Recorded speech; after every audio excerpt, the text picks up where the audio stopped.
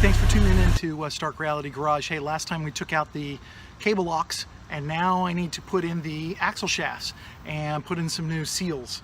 So it's not that difficult of a project really, but it's pretty straightforward, but it is a little tricky, and getting out the seals is probably the most difficult part. And so I'll show you that. These axle shafts, 30% stronger than the steel, and bigger universal joints on the ends. That's probably the biggest thing. So really you're eliminating a lot of issues, and you certainly could go up to 35s and a Dana 30 with those. So I'm real happy about that. So we'll show you everything it takes to do that. All right, so I took the wheels off so I can get started on this. And you know, my solution to this problem is I'm just going to go to a single shaft. You use the TJ shaft, which did not have the disconnect, and you just bypass that. There's a couple things you got to do for that. One, you got to have a block off plate for that area where the connector was. You need to change your seal, and you need a new shaft. So the more I looked into it, the more I decided, you know what, I'm just going to do this once. So I went ahead and got some upgraded shafts. This is a kit from 10 Factory. It's got chromoly axle shafts for both sides, so that's a big upgrade. So I'm like 30% stronger. But it also comes with a block off plate, and it comes with a new seal for moving the seal on the axle. So I'm going to do the seals, I'm going to change the axles and close off that spot in there. So got to remove the wheels. Now I got to start removing everything to take the axle shafts out.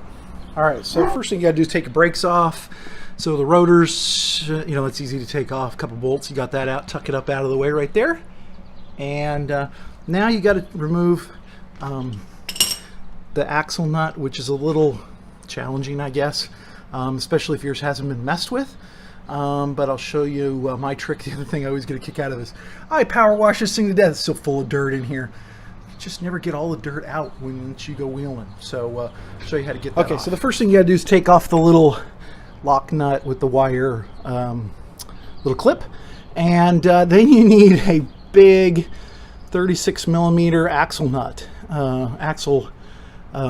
socket. That's what fits. So now the first thing you'll notice is, you know, when you go to do it, obviously it spins. There's nothing holding it in place. So I don't know, if you were really lucky with a air gun, maybe you could pop it, but usually these things are under huge torque. So the trick is, this is what I do, like that. Put that through there, which I've got just a axe that I've got from who knows when, and then that locks it in. So now when you go to do it, you can get it, and it'll press against that, and it's strong enough to hold it in place. Now the trick is, you're probably going to need a big breaker bar, really big breaker bar. I've had these off before. I've changed these before, so I shouldn't be too bad, but we'll see. All right, so I just whipped off the nut. There it is down there. I had it off before. I had a bunch of anti-seize in there, so my breaker bar just popped it. It popped pretty quick, but the first time I took these things off, I had in my breaker bar a big extension pole on it, and I was jumping on that thing until it finally popped off. You're going to want to soak it and do all sorts of stuff.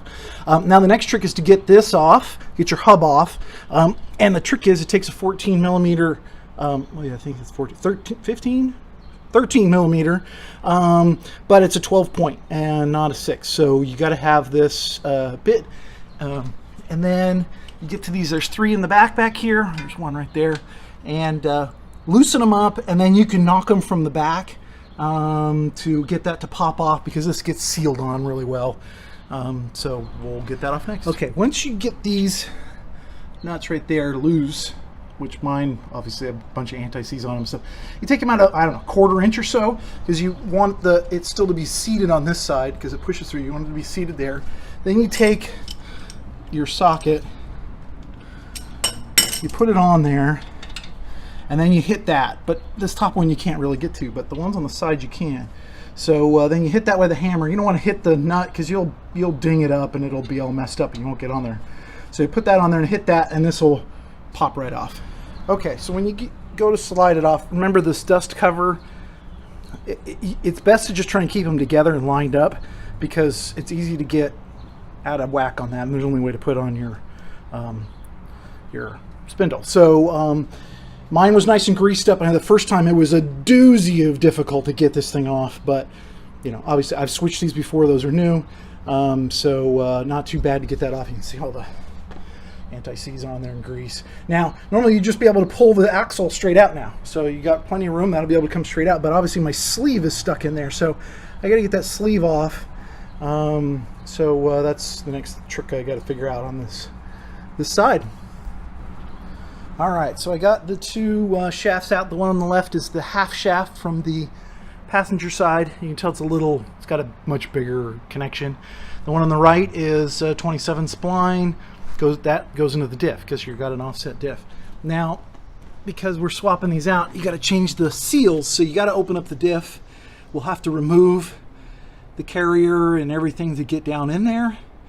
Got the cover off and everything. So, you know, that's the next thing, is to remove that. And I think probably the biggest thing with that is, remember, everything has to go back exactly the same way it came out. All right, so I've got everything pulled apart. I've got the diff opened up, all the axle pieces out over there, all three of them, and diff parts all pulled out. So now I got to remove the seals and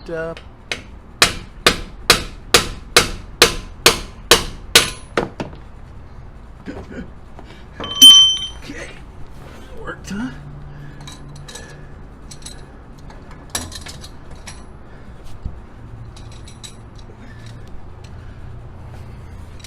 All right, so what I used was 30 millimeter socket on a couple of extensions and then hit them from the back side. And you can see this seats up real nice, and you can put nice even pressure, and popped right out of there, huh? All right, so I got the cable out of the Jeep and all the leftover pieces. And now I rented this. This is a bearing race and seal driver. Rented this from AutoZone. Okay, so I used the long extensions from the ends, slipped it in the end, and then used the seal thing to knock those in. Not really that difficult, as long as you're nice and straight. I greased them up just a little bit to make them nice and easy. I put the cover back on because I'm going to paint the axle. I'm going to clean it up and paint it. But the next thing I got to do is put the little plate on the back of the axle where the hole is. So I got to cover that back up. I'll put some RTV and then put the plate on there and seal that up. And then I think maybe I'll do a little wire brushing, clean it up a little bit. It's just dirty, surface rusty. Clean it up and put a good coat of paint on it while I'm at it, and then I'll put everything back together again. All right, so I've just been attacking the axle and the knuckles with this wire brushes. I've got this one and a flat one, and it really is scrubbing everything off of these things. There's so much. I mean, you can see all the dirt on the ground underneath here. So I'm gonna have to do a lot of, I guess, a wash or something before I get it, before I can paint it. But should get a lot of this dirt and rust off, and I can get some new covering on there, which hopefully will take care of it that much longer. All right, so I've finished painting it up, let it sit and cure. It actually looks really good. Kind of overspray on a few things, but not too worried about that. But the paint looks really good. And I went and found the replacement screws for the plate in the back. They're 1/4 20s, 3/4 inch. The originals are 1s. So this ought to work out pretty well. So I'll slip those in and start closing everything up. Diff put in. Remember to always do it exactly the same way that it came out. And those chase bolts go down to 60 foot-pounds. So got that in there. I re-cleaned it out again after all the cleaning and dusting and everything that's been going on. I washed it out again with some brake cleaner.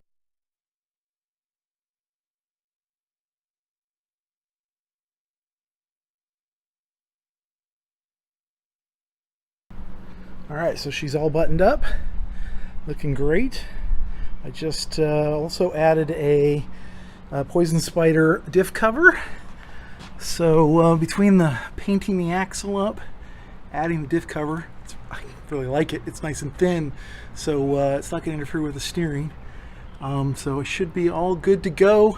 Bigger U-joints, chromoly shafts, 30% thicker or 30% stronger, and so with 33s, should be no chance of ever breaking them.